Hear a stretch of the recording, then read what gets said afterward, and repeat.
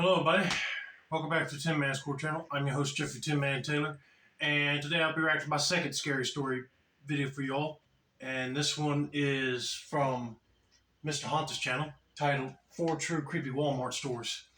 So without further ado, I'm going to turn these lights off, move the camera up here for you guys, and let's get this reaction on the road and in the bag, shall we? Okie dokie, here we go.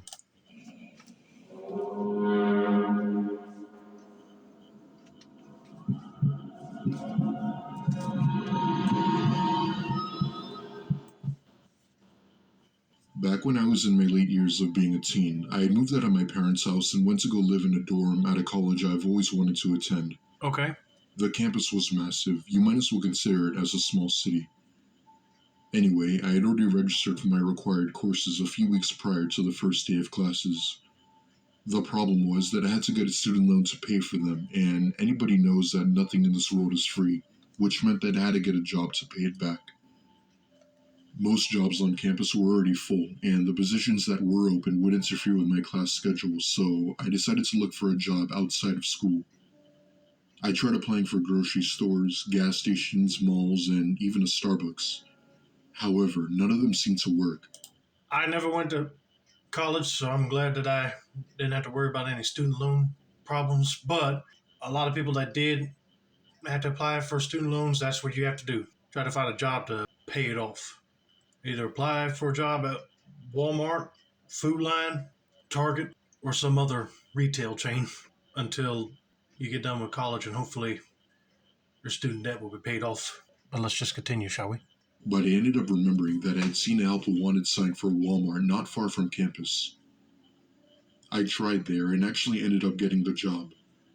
The manager was very polite, and so were my new coworkers, which was a huge bonus for me as the city I was in had a lot of rude people. Anyway, I ended up being a bagger, getting paid minimum wage at around $8 an hour. It wasn't much, but I was working full-time and the money would only add up. One night, my manager called me in asking if I could cover someone's shift as they had called in sick earlier that day. Yeah, $8 an hour, you're hardly making anything with that. But if a manager says someone called in sick and you cover their shift, you might get paid a little extra. Unfortunately, this happened to be my day off, but I wasn't going to deny extra pay, so I agreed. The only thing I had to do was to find some items laying around the store and put them back in their original spot. Fast forward a few hours later, the store is pretty much dead as it was almost closing time, and I was still looking for misplaced items. I cross one of the aisles and I see a man in a raincoat standing there looking at one of the shelves. From my view, he looked like he was trying to find something. Trying to be nice, I asked him if I could help him with something, and he immediately turns his head to face me. In a nervous, deep tone, he says, "Oh, yeah, I'm trying to find the fishing gear."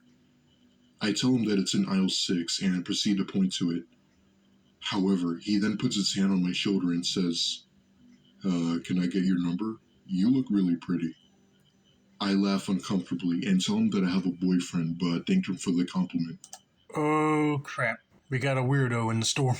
He's looking for fishing gear, and he's in the wrong aisle. And then he says, "Can I get your number?" Thank God she came up with that cover, said I got a boyfriend. Hopefully that will deter him off, but sometimes people like that won't take no for an answer.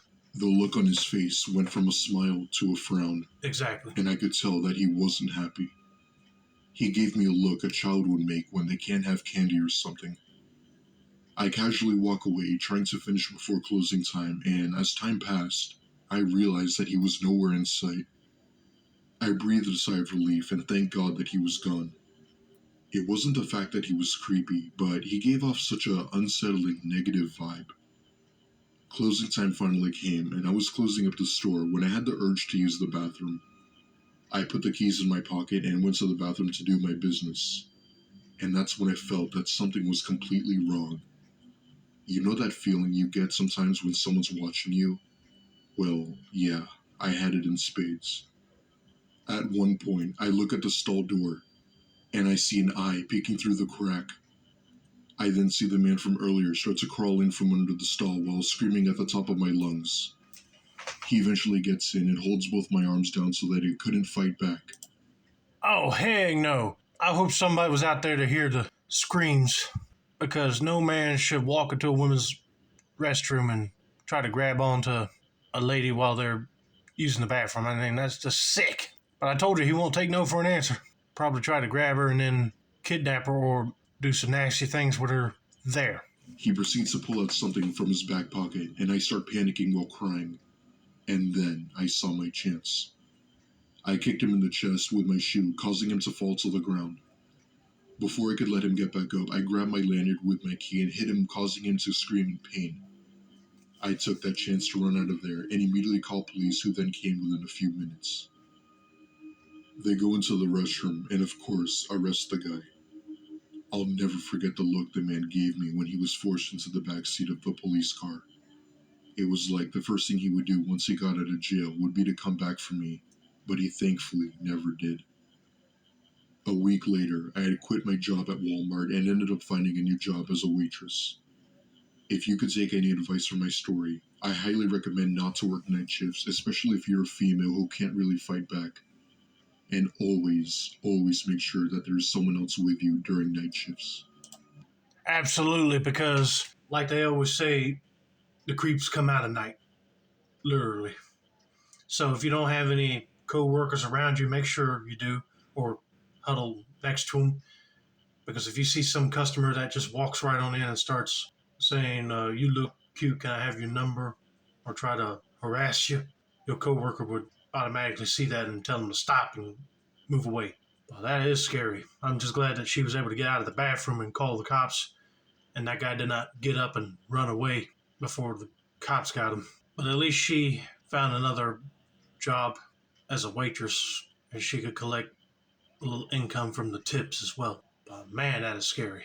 I'm just sorry she had to go through that. But let's get to story number 2.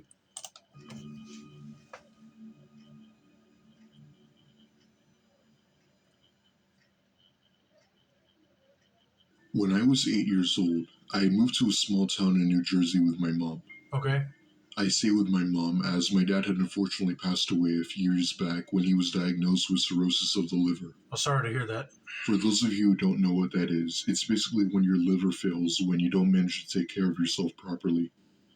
It's often caused by smoking and poor eating diets, which is what my dad had. Doctors thought that it was early stage, but after doing more tests and looking further into it, it was confirmed that it was end stage. He passed away a few weeks later, and my mom and I were devastated. She couldn't go to work without crying and had issues concentrating in school because of this.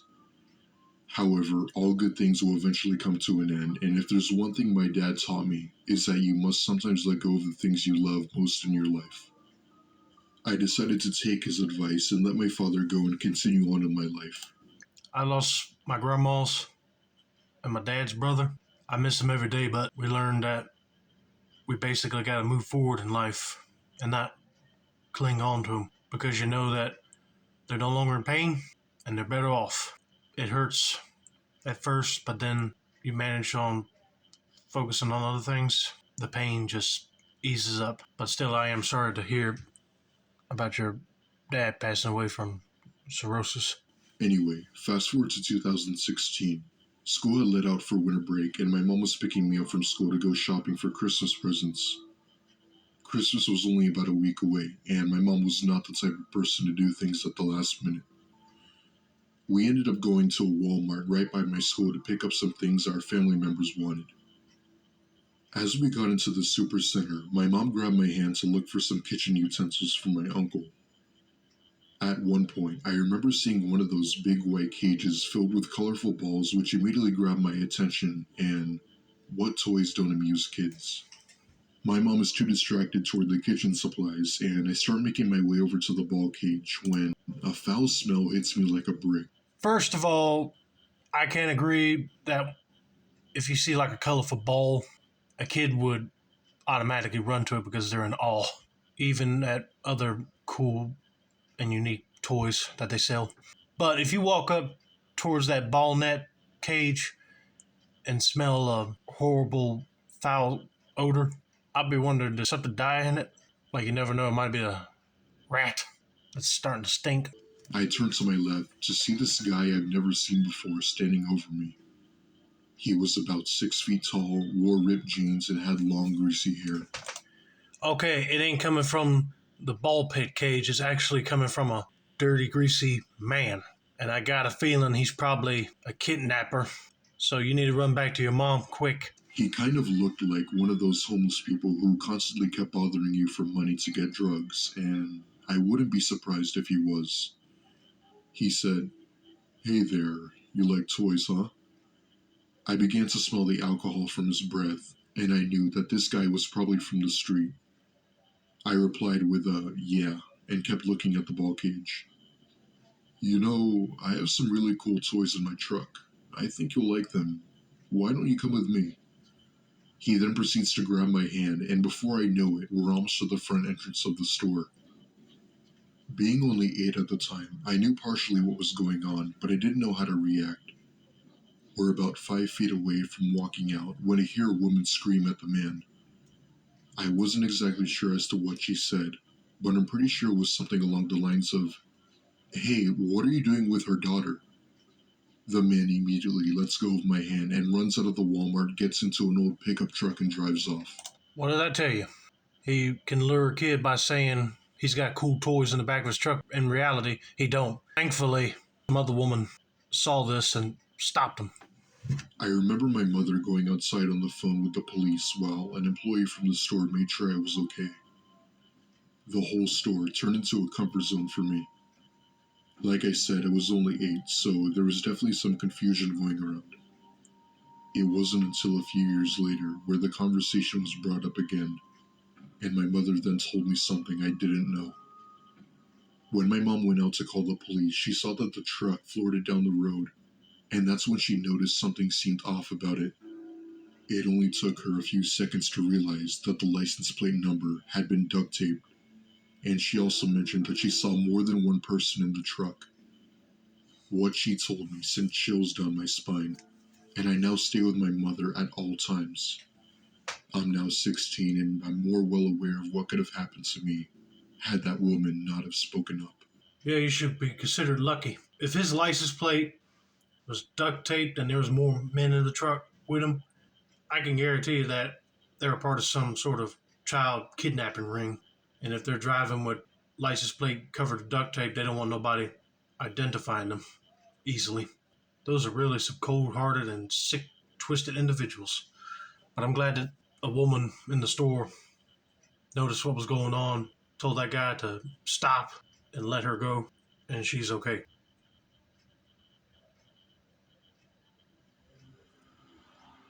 In 2010, I had worked at my local Walmart as a security guard to help pay for my college tuition, which was not cheap.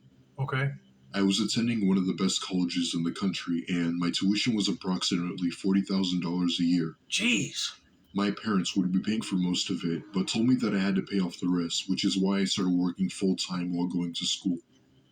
I'd also like to mention that I'm on disability and have a lot of anxiety issues, so the government would provide me with another source of income. As I mentioned before, I was a security guard that mostly did the night shifts, as that was when I didn't have class. That'd be another thing I would have been interested in, is being a security guard. But I could tell you one thing. If you're night security and parts of the store lights were turned off, I bet it creates a creepy atmosphere. Let's just see what this person went through, shall we? Pay was good and the job was relaxing. Oh, that's good to hear. All you would have to do is to walk around the store to make sure nobody was stealing anything and to control any situations that may come up. I've witnessed arguments, people yelling at employees, and even a full-on fist fight. However, that stuff rarely happens, and the most you ever see is a customer arguing with an employee. One day, I was ordered to work the night shift by myself as the other security guard quit a couple weeks ago. That meant that I would be alone patrolling the area after hours until they could find a replacement guard.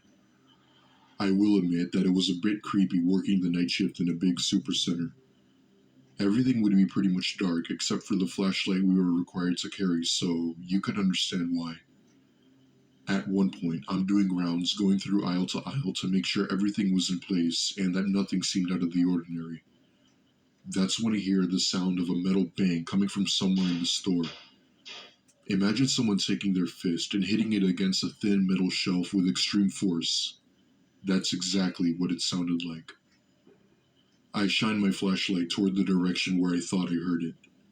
I kept on walking over there while thinking in my mind that someone crazy must still be in here, and my anxiety starts to kick in.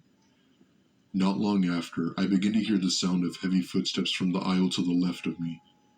I run over there and shine my light expecting to see someone, but was shocked to find nobody there.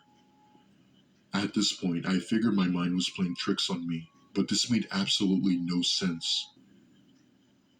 I left the aisle, scratching my head, trying to process what I had just witnessed. A few hours go by and nothing has happened.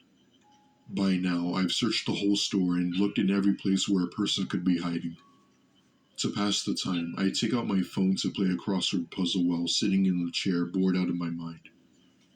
At one point, I get up to go use the men's restroom in the back of the store and notice that it's extremely cold, much colder than normal. First of all, I'll be wondering where that noise came from too. I'll be wondering, does somebody hit a metal shelf really hard, or they snuck into like the bathrooms and hit the stalls? But then when he goes in the bathrooms in the back and it's really cold, I'll be like, somebody tampered with the thermostat. I bet you that's probably what happened. But I don't know. Let's just see. I look at my Apple Watch and it's telling me that it's 35 degrees in the restroom, but when I go outside of it, it says it's 70. The temperature should have been set for 70 for overnight shifts, but I figured I'd use the bathroom and then go check it out. As soon as I go to one of the urinals, I hear the laugh of a child from one of the stalls next to me. I froze with my eyes open wide, and I couldn't even move. I can't even begin to describe what I was feeling. It was a mixture of what the actual hell and a feeling of dread. I just casually walk out of the bathroom and practically run outside to call 911 to explain the experience I had just encountered. The story didn't seem believable, but they thankfully came to investigate.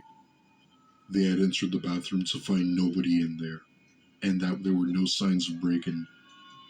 After that, I had gone back inside and stayed on the phone with my friend till morning, and when morning finally did come, I had quit my job as a security guard. I still wonder if my experience is what made the previous security guard quit. I was just wondering that myself. But he said he didn't see nobody. So, I don't know what's going on in that Walmart. Unless it may be haunted. You never know nowadays. Might be a paranormal thing happening there. But that is creepy.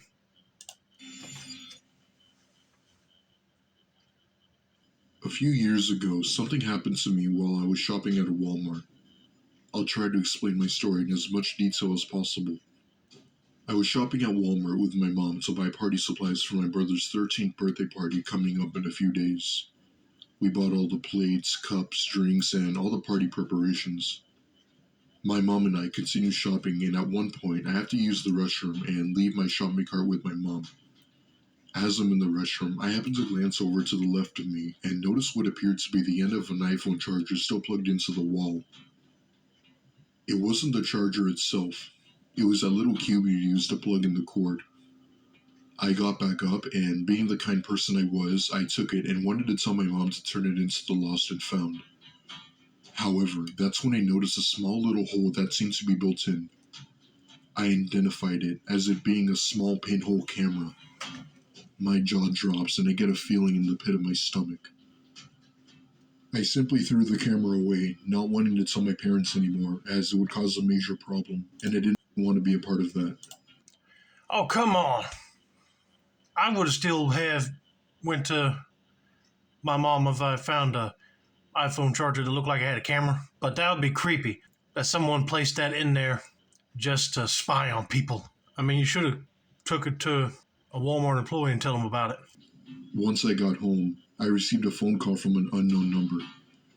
I picked up and I hear a voice on the other end that said my full, exact name, and then immediately hang up. The weird thing is that the call came from California, but I didn't know anyone that lived in that state. The whole thing left me clueless, even if these two incidents were somehow linked. This just goes to show you that you could be watched anywhere. which that is creepy to even think about. It's almost like you can't even walk into a public restroom without someone spying on you. But I guarantee you that it was a two-person operation. Like somebody was over in the state that this kid was at and placed that camera in the bathroom, and then the other people were like watching from California probably. But once they saw him come in, it must have taken a picture or scanned his face just to give his identity to these people, and that's why they were able to call him and say his name. I still would have told the parents though, because you never know, you might be getting yourself involved in some deep rabbit hole spy ring. But that is creepy. Hope you guys enjoyed this video. Don't forget to like, subscribe, turn on post notifications for more Mr. Haunted content like this. This has been another successful installment of the Tin Man's Core channel. I'm your host, Jeffrey Tin Man Taylor, and that's a wrap. Have a nice day.